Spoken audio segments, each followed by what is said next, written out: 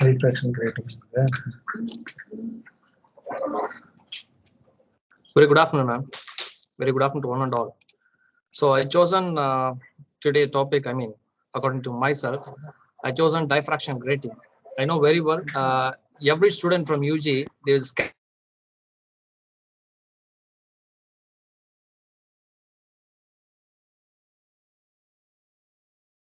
spectrometer. It's quite interesting. Let me move on to our action. So as for the real lab, now we are doing the initial adjustments like forcing the telescope through distant object. While you're using the slides, so what happens? The telescope focuses the distant object. Once you got the clear image, here the start button get enabled. So once you started the experiment, we get the entire setup in the top view. So here it's quite interesting. Even we cannot able to see the Vernier scale and main scale division in your real-time spectrometer. By using magnified glass, everyone do some of the mistakes, by taking the readings. But here it's quite clear to see the Vernier scale reading and as well as a main scale reading also, right? So initially we start with the switch on the light. Now the monochromatic light is switched on. See, now the collimator is directly focused towards the telescope. I can able to see the slit, I mean the narrow light. So as like your real lab, I can able to adjust the slit focus by using this slide. Once I got a clear narrow slit, along with the width of the slit, I can able to adjust.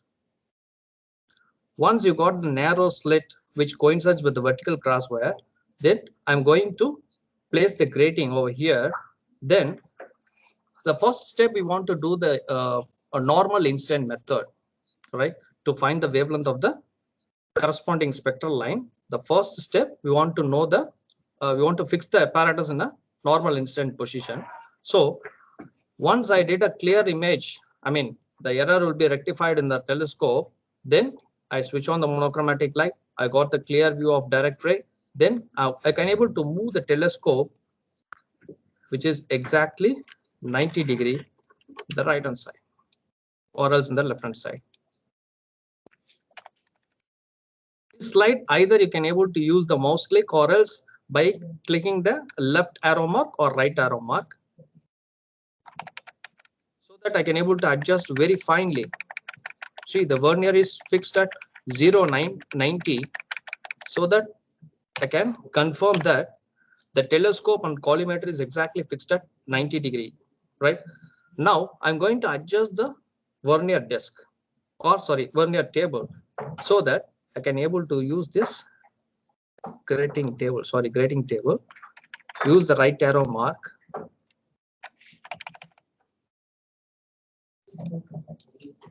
slide it towards right hand side. I can able to get reflected white light. As you know very well, it should be coincides with the vertical crosswire. Now the angle between the collimator and the telescope is 90 degree. Now I got the reflected ray, which is almost the angle of incident is 45 over here and here also 45, as we know very well. So to cancel out this angle, I can able to change, or I can able to rotate the vernier disc 45 degree. So now I'm using the third slide on the right hand side, which is having the parameter vernier table. By using left arrow mark, if you are using mouse click, definitely you can't able to get the exact position. So that I'm using this 90 plus 45, so it is around 135.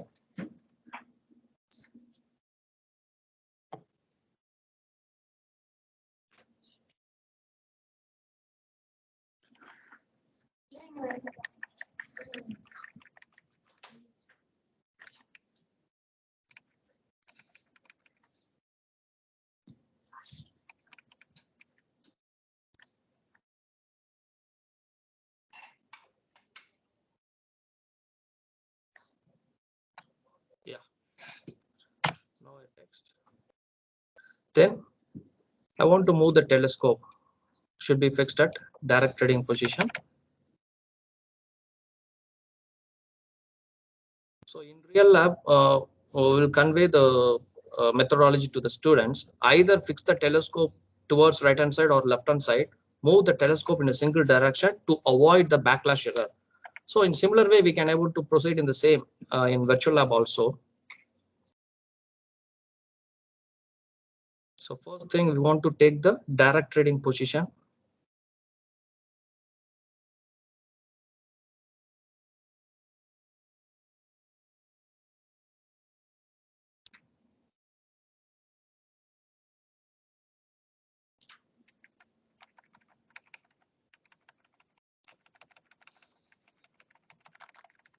So from the direct ray, on both sides, left hand side and right hand side, we get the diffracted ray.